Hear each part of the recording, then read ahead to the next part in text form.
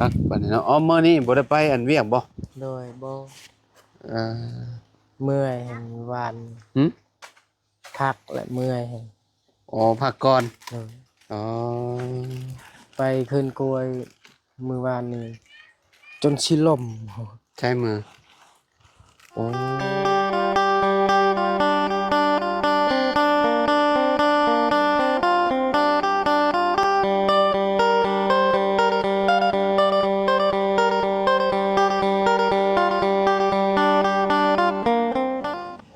กราบสบายดี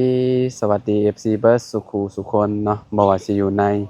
และก็ต่างประเทศเด้อพี่น้องเด้อเนาะมาพบมาพอกันกับเฮาคือเก่าคือเดิมพี่น้องเนาะเพิ่มเติมคือมื้อนี้พี่น้อง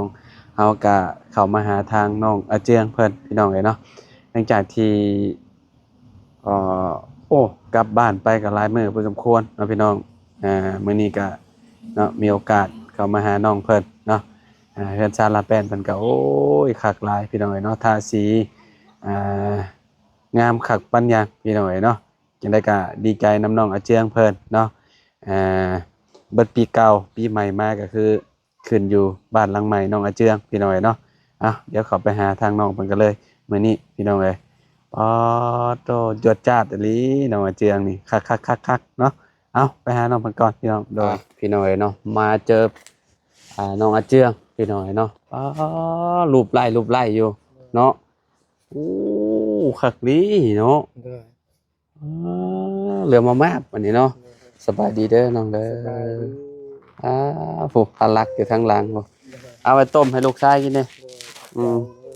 โดยพี่น้องเอ้ยเนาะ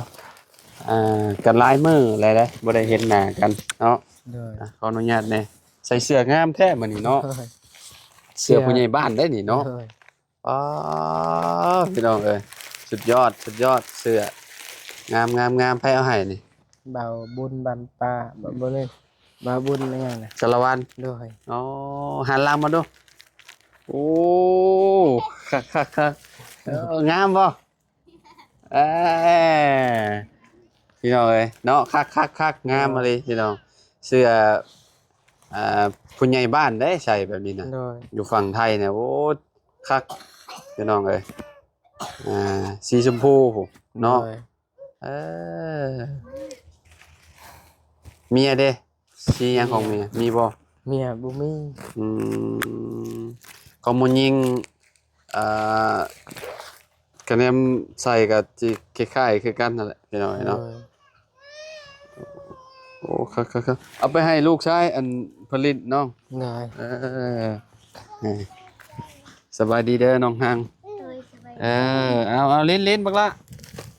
อืมครับบัดนี้เนาะอ๋อมื้อนี้บ่ได้ไปอันเวียกบ่โดยบ่เออเมื่อยแห่งวัน หึ พักและเมื่อยแห่งอ๋อพักก่อน โดยอ๋อไปขึ้นกล้วยมื้อวานนี้จนสิล่มใช้มือโอ้มือเราพี่น้องเอ้ยเนาะล้างบ่ออกบ่นี่น่ะโดยยางกล้วยยางกล้วยเนาะโดยเราใส่น้ำมันแล้วก็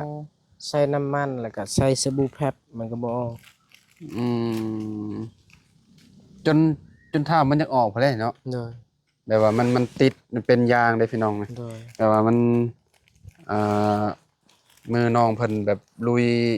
จับกล้วยจับหยังเด้เนาะจับแบบว่าตัวที่ว่ากับเจ้าตัดเด้พี่น้องเอ้ยโดยยางมันออกมาเนาะโดยแล้วมันก็ติดมือติดหยังแต่ถุงมือก็เอาบ่อยู่แล้วเนาะ โดยทงมือกระซอถุงมือแบบว่ามันเป็นแบบเป็นผ้าเนาะเอาบ่อยู่เนาะมันต้องแบบเป็นแบบหนังเนาะ โดย เฮาใส่แบบหนังแล้วมันสิบ่ซอดพี่น้องโดเอ้ยยแต่ว่าอันนี้คือแบบเฮ็ดงานแบบปอลุยขนาดเลยเนาะโดยเขาให้เท่าใดก็มื้อหนึงมื้อวานนี้เขาให้ได้150,000ได้150,000โดยแบบกล้วยลาก็ยแก่จักรอบไปไปขึ้นกขึ้นล้วยน่ะก็เจ้าซื่อโดยๆอ๋อตอนเฮาไปขึ้นตอนแรกๆมีแต่8ต้น9ต้นอืมเราให้100,000 8ต้น9ต้นนี่ให้100,000จักคนขึ้น6คนจักชั่วโมงขึ้นมือหนึ่งแหละมื้อหนึ่งเลยเนาะเลย8ต้น9ต้นนี่เนาะอ๋อคันมื้อวานนี้โอ้ยเมื่อยจนดึก กลับมาจากโมง 11โมง11โมง 11โมงกลางคืน โดย กลับมาเมื่อวานนี่หาได้ โดย อ๋อบ่เพิ่งมาหาบ่เห็นบ่ซะ โดยบ่เห็น เพราะว่าตอนบ่เพิ่งมาเนี่ยน่าสิประมาณ 7-8 โมงเนาะ โดย ประมาณนั้นเนาะ โดย แต่ว่ามาบ่พอเจ้าพอแต่เมียเจ้า โดย อืม ไปขึ้นกล้วย10เท่าไรต้น13ต้น 13ต้นเลย โดยนั่นแหละลาวจึงให้ผู้ละ150,000เขาบ่กินเลยเขา เบิดมื้อเลย โดยกินแต่เช้าตอนเที่ยงบ่ได้กินเลย อ๋อ กินแต่น้ำบ้านกระทินแดง ของคนลาวเฮาได้บ่หรือว่าจังได๋ โดยคนลาว แบบเขาเจ้าขายให้เวียด โดย แสดงว่ากล้วยสวนเรานี่ถือว่าแบบหลายแฮงเนาะ โดย 13-14ต้นมันแม่น บ่แม่นแบบคนผู้ซื้อหันคนแต่สวรรค์บ่ คนสวรรค์นะซื่อ โดยแต่ว่า เรียกว่าสวนเดียวนี่บ่ถือว่าจะไปขึ้น12-13ต้นนี่หรือว่าหลายๆสวนก็จะเอาไปเอา บ่แม่นแบบอยู่แคมป์ทางนี่เด้ ก็คือแบบเขาเจ้าเอาหมอกออกมาตามทางเนี่ยเฮาไปซื้อเอาตามทาง โดย อืม เราสั่งหมดแล้วแล้วก็ สั่งกับเจ้าแล้วก็เจ้าออกมาหั่นเลย โดยแล้วเฮา แล้วก็เลาะไปเอาติ โดย เอ่อ ลายต้นกล้วยมีแต่เครือยาว อ่า ย่อขึ้นอุ้ยจน อืม แอวสิหัก อ่า มัก เป็ด ปี อ่า มักปี10ช่องชอบ มีแต่ชอบ60โลหมด ปีเท่าใด โดย เอากับเจ้าเอาปีพร้อม โดยปี อ๋อ มีแต่ชอบ60โล60 ปีนี่ก็เจ้าเอาไปเฮ็ดอีหยังกินเนาะแบบว่าสมมุติว่าเอาไปเวียดนี่ก็เจ้าเฮ็ดอาหารหั่นแหละเนาะ โดยเฮ็ดกินกับข้าวปุ้น อ๋อเฮ็ดอันนั้นเฮ็ดเนื้อข้าวปุ้น โดย เนาะอยู่บ้านเฮานี่ก็สมมุติว่าบ่ได้เฮ็ดหยังก็เอากินนั่นล่ะบางทีก็ตัดทิ่มเนาะ โดย พี่น้องอยู่ทางพี่มีประโยชน์ได้ทางนี้นะ โดย แต่ว่าขายก็ได้ราคาอีกราคาเท่าใดก็เจ้าซื้อก็เจ้าซื้อเป็นโลหรือว่าแบบใด ซื้อเป็นโล โลเท่าใดก็เจ้าครับ โล ซื้อ 3,000 โล 3,000 โดย โอ้ก็ดีแล้วซะเนาะดีกว่าทิ่มนั่นล่ะเนาะ โดย พี่น้องเอ้ย มัน หาก็ขึ้น อืมอันน่ะอันกล้วยได้ซะ กล้วย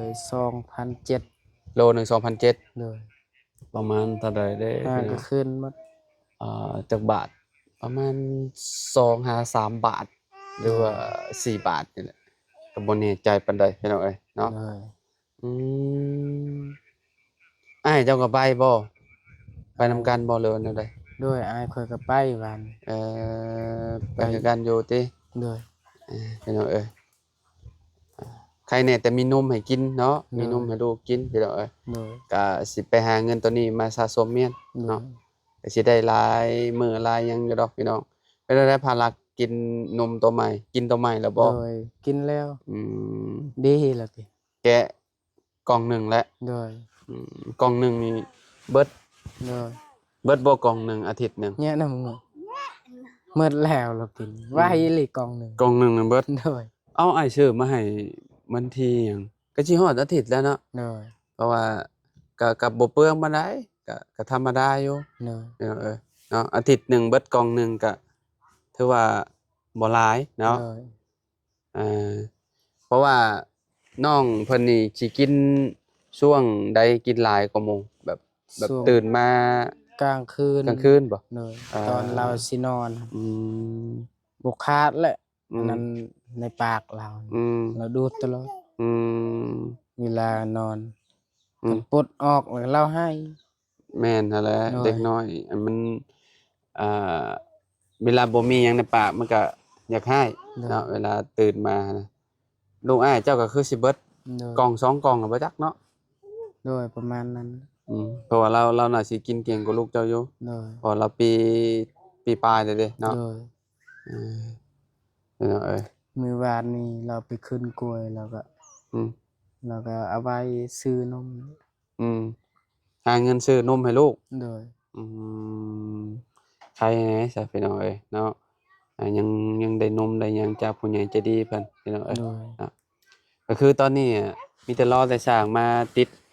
อ่าบ้านเนาะ โดย ตอนนี้สร้างเพิ่นกำลัง อ่ายุ่งกับเฮ็ดเฮือนอยู่บ้านอิหยังบ่ลืมแล้วเด้มันแกงมันแกล้งบ่หรือว่าบ้านอิหยังบ่มันแกงหลังปีใหม่บ่เพิ่นสิเข้ามาเข้าให้หรือว่าจังได๋โดยเอ่อไปๆย่างเบิ่งก่อนจักบาทจ้ะถึงเฮือนพุ่นแหละพี่น้องเอ้ยเนาะเพราะเพราะว่าตั้งแต่มื้อเฮาเมื่อพี่น้องเอ้ยเนาะอ่านี่โอ้เกือบเมียเจ้าบ่นี่ แม่ อ่ะโอ้โอ้แห้งเลยเนาะโดยกำลังบายตกใจเว้ยโอ้เหลื่อมคักอีหลีพี่น้องเอ้ยเหลื่อมมากๆเนาะเออคักอืมถ้าพี่น้องเอ้ยทาสีน้ำมันมันเป็นแบบนี้คักเลยเนาะแม่นมันเหลื่อมเด้เหลื่อมคักอยู่เนาะโดยเออคักฟังนี่ก็เอามาไว้เบิดเลยพี่น้องเอ้ยเนาะอืมปัญญาพี่น้องเอ้ยเนาะอันนี้เพิ่นก็ฟาดกวดลงหมดแล้วเนาะพวกขี้เหี้ยเนาะโดยมื้อนี้อยู่พักผ่อนอยู่เฮือนเนาะบ่ได้ไปพี่น้องเอ้ยอ่าเบิ่งมือเราก็พอแห้งแหละมือน้อยเจียงโดยแตกเบิดเลยพี่น้องเอ้ยเนาะอันนี้ก็เจ้าว่าคนดุแท้เบิ่งมือก็ฮู้พี่น้องเอ้ยโดยเนาะ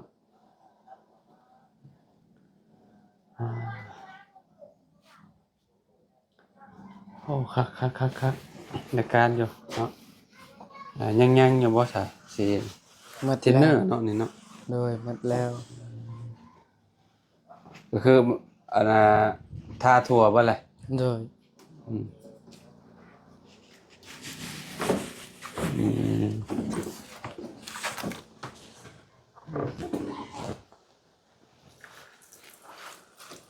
ทาไว้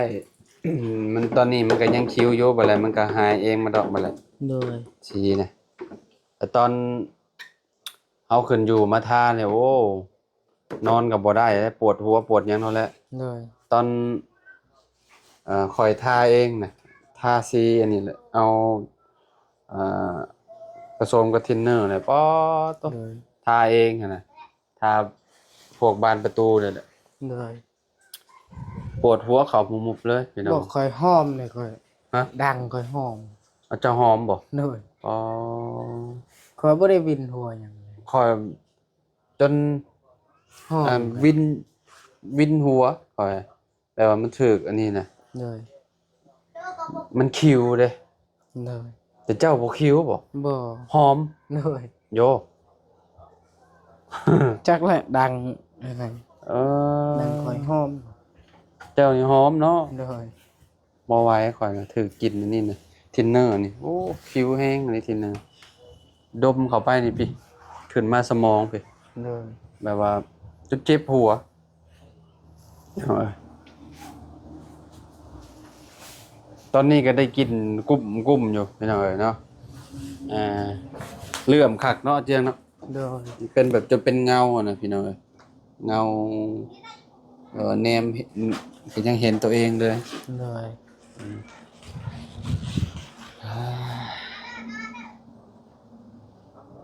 เนาะขึ้นมาเบิ่งแน่นหนาพี่น้องเอ้ยเนาะย่างก็บ่ค่อยสั่นเนาะโดยเวลาเฮาย่างอะนะมันก็บ่ได้ว่าโยกเยกอะนะเพราะว่าเฮาฟังเด้พี่น้องเอ้ยแต่เฮือนบ่ฟังนี่ย่างนี่อยากหยุดเลย โดยเวลาเฮาย่างก็สิรู้สึกเลยห้องนอนอดใจรออีกจ้ะพี่น้องเอ้ยเนาะทางเพื่อนน้องเพิ่นนี่แหละเนาะอ่าเพราะว่ามื้อนี้วันที่เท่าใดล่ะ27เนาะ27เดือนธันวาใกล้แล้วสิสิ้นปีแล้วพี่น้องเอ้ยเนาะสิปีใหม่แล้วเนาะบ่ฮู้ว่าสิวันที่เท่าใดเนาะสมมุติว่าปีใหม่นี่เนาะเฮือนนี่ วันที่9บ่หือเอาวันที่9บ่โดยคือว่าเอาวันที่9มักมื้อนี้บ่มักวันที่นี้บ่ปีใหม่ดิ แม่นปีใหม่นี่สิเอาวันที่9บ่ขึ้นเทือนแม่น อืม วันที่เก้าสิฮอดอยู่บ่กับปีใหม่ เอ้า ตายเลยปีใหม่วันที่31บ่ 31ก็สิ้นปี โดย สิ้นปี2025โดยวันที่หนึ่งวันที่หนึ่งก็ปี2026โดย อ่าแต่ว่ามื้อนี้เน้นอยู่บ่เอามื้อใดแบบว่าขึ้น วันที่เก้าครับ บ่วันหั่นน่ะ วันบ่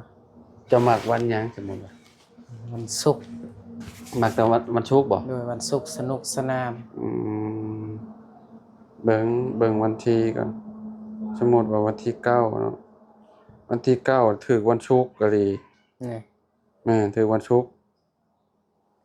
วันศุกร์สนุกส อ่าน าน สนุกสนาน โดย อืมโอ้ก้าวหน้าก้าวหลังเนาะครั้งแรก โด เนาะ ยวันศุกร์ มักแม่นความน้องว่าจะยกเขื่อนเมื่อวันจันทร์บ่ยกเขื่อนจ้ะเนาะ วันพุธ วันพุธบ่ โดย อืมแต่ว่าเอาขึ้นวันศุกร์เนาะ โดย สนุกสนานบ่โศกบ่เศร้าเนาะ โดย ก้าวไปเรื่อยๆเนาะ อยู่เย็นเป็นสุข อย่า เลย เป็นศุกร์ โดย มีคำคมอยู่บ่อันขึ้นเทือนใหม่เจ้าของ จักแหละ อืมเนี่ยแหละว่าหาอันก็คือขึ้นเทือนเจ้านี่ก็ขึ้นแบบว่าบ่ได้แบบวนติบ่ได้ย่างฮอบติขึ้นแบบธรรมดาติ โดย อืมเพราะว่าจะถือศาสนาหยังนะผีบ่ พี่ อืมคะแนนพุทธปัญญาอ้อมเนาะประมาณ3รอบอย่างเงี้ย โดย แล้วก็มีพราหมณ์อีกเนาะอยู่บนบันไดนี่ถาม โดย มายังก็จะสิถามว่ามายังมาอ่าหลายๆอย่างดอกมันสิมีดอกพราหมณ์เพิ่นสิถามเองดอก โดย เนาะคักอยู่ได้บางคนก็เอาพระมาสวดพี่น้องเอ้ยเนาะมานิมนต์พระมา9องค์พี่น้องเอ้ยเนาะมาในเฮือนนี่แหละเนาะขึ้นแบบมีพระอันน่ะ โดย แบบอันนี้ง่ายเนาะนี่เนาะ ก็สิมีที่อันพวกอันหมากไม้มีข้าวมีหยังอยู่ในเรือนต้นกล้วยต้นอ้อยมีบ่ก็มีคือกันบ่ มีแหละเฮายังบ่ฮู้เลยเรื่อง อืม ยังบ่ฮู้แบบบ่เคยอยู่ อืม ตั้งแต่ เอา เกิ กล้วย ด กล้วยนี่ก็เครือหนึง โดย มะพร้าวนี่ก็แซงหนึงคือขึ้นอยู่บ้านข่อยดอกว่า โดย แต่ว่าถ้าศาสนาผีกับบ่ฮู้แหล้วเนาะแต่ว่าศาสนาพุทธจะสิมีอันกล้วยเครือหนึงมีต้นกล้วย แล้วก็ต้นอ้อย แล้วก็มีมะพร้าว แล้วก็มีข้าวสารข้าวเปลือก มีก้อนเสาแล้วก็ก้อนทองนี่ก็พ่นเอาเองเอาบ่หินแล้วมาพ่นก้อนเงินพ่นเอานั่นก็ได้ โดย พี่น้องเอ้ยเอามาวางไว้ในหม้องนี่แหละหม้องข้างในเฮือนเฮานี่แหละเนาะบางคนก็ปาไว้3มื้อจังเอาลงจังกินนะ โดย แบบนี้ เฮายังบ่ได้ถามพ่อ อืม ถามพ่อฮู้ว่าเฮ็ดแนวใด มีมีหยังเดี๋ยวจุมข่อยนะมีใส่น้ำจะเต็มมาเลยน้ำเวลาพามมาเลยตักน้ำกินแล้วอ๋อเย็นนะนี่แบบนี้นะ โดย อืมก็ต้องถามมาแล้วเนาะต้องถามผู้เฒ่าเพิ่นอันนี้ว่าขึ้นแบบเรียบง่ายมันก็สิบ่นั่นดอกพี่น้องเอ้ยเนาะมันก็สิง่ายๆหันน่ะบ่ฮู้ว่าสิกินหยังแหละมื้อขึ้นเนาะ โดย อาหารการกินเนาะก็ท่าเบิ่งอีกเทื่อนึงเนาะ โดย พี่น้องเอ้ยมื้อนี้อยู่พักผ่อนเนาะเอ้า โดย ขอตัวแล้วซะพี่น้องเอ้ยเนาะ ได้ บ่รบกวนน้องเจืองแล้วเนาะบ่และยามค่ำๆจังว่ากันใหม่อีกเทื่อนึงเนาะ โดย ซื้อนังคงนังเข็มมาจีกินอีกบ่หรือว่าจังไดน้องสอนกับเพิ่นไปเฮ็ดเวียกบ่หรือแนวใด ไป เนาะ เอาแฮง แนวแฮงเนี่ยบ่ โดย เออโอเคนะไปแล้วซะน้อง โดย เนาะอยู่ดี ส มี บา แฮ ย งสบายดีเด้อน้องเด้อ โด เนาะ ย ขอบคุณ FC หลายๆน้อง